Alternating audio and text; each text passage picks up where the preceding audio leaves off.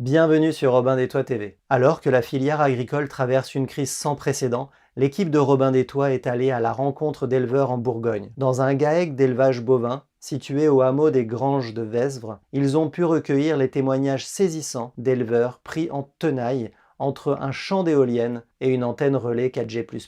C'est toute une famille qui vit l'horreur au quotidien. Alors que des milliers d'études nous renseignent sur les dangers des ondes de la téléphonie mobile, les pouvoirs publics, sous la pression des opérateurs, affichent un vrai déni des risques sanitaires.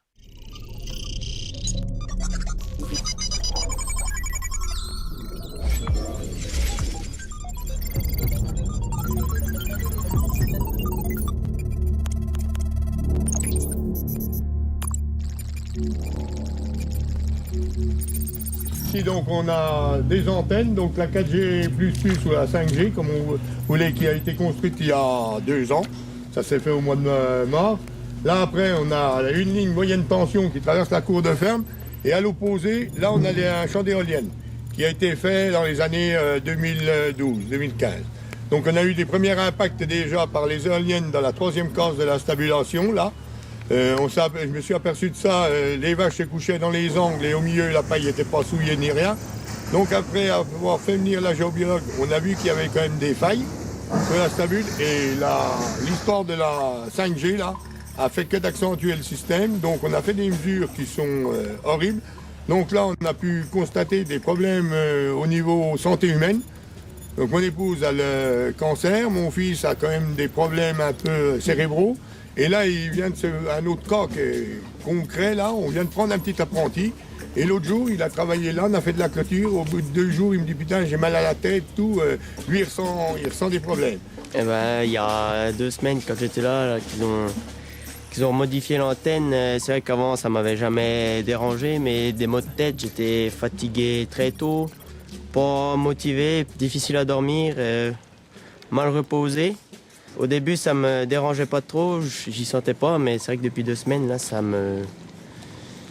m'a fait du mal. Vous, votre santé, à quel moment vous avez eu...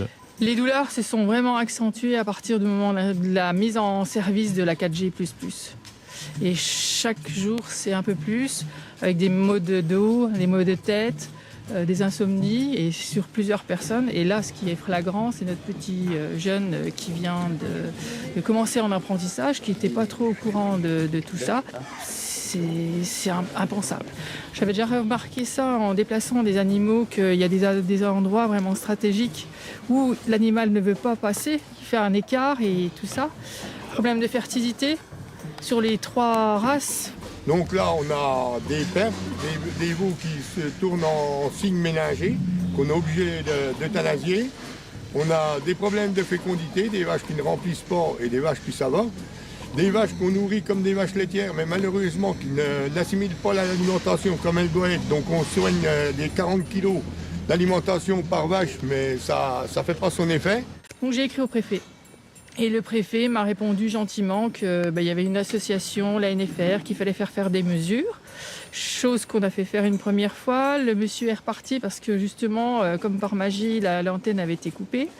Ils sont revenus une 2e fois. En arrivant, il était sûr qu'il n'allait rien trouver. Et ça s'est fait depuis juin.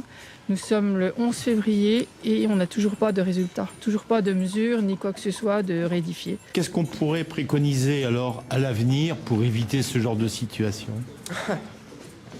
Arrêter le déploiement de la 5G commerciale, déjà pour commencer. Après, quoi recommander ? Déjà des bonnes installations au niveau des bâtiments, peut-être anticiper et prévenir plutôt que essayer de guérir, parce qu'une fois que le problème est là, il est là.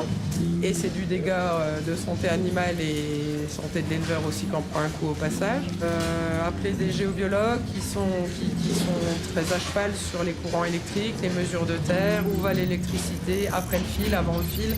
Enfin, il faut raisonner beaucoup plus largement pour essayer de prévenir ces problématiques-là. Et toutes ces modifications, donc, c'est à la charge, bien sûr, de l'éleveur. Et oui, toutes les charges, qu'elles soient d'analyse, de recherche, d'analyse veto, j'entends, d'amélioration électrique, c'est du fil de cuivre, c'est des heures. Enfin, voilà, tout ça n'est aucunement pris en charge, aucune subvention n'est allouée aux éleveurs pour améliorer les installations. Donc ils sont seuls face à cette pollution qu'on leur impose, seuls avec leur porte-monnaie et seuls à essayer de trouver des solutions pour sauver leur troupeau. Merci d'avoir regardé cette vidéo jusqu'au bout et de partager celle-ci un maximum. À très bientôt sur Robin des Toits TV.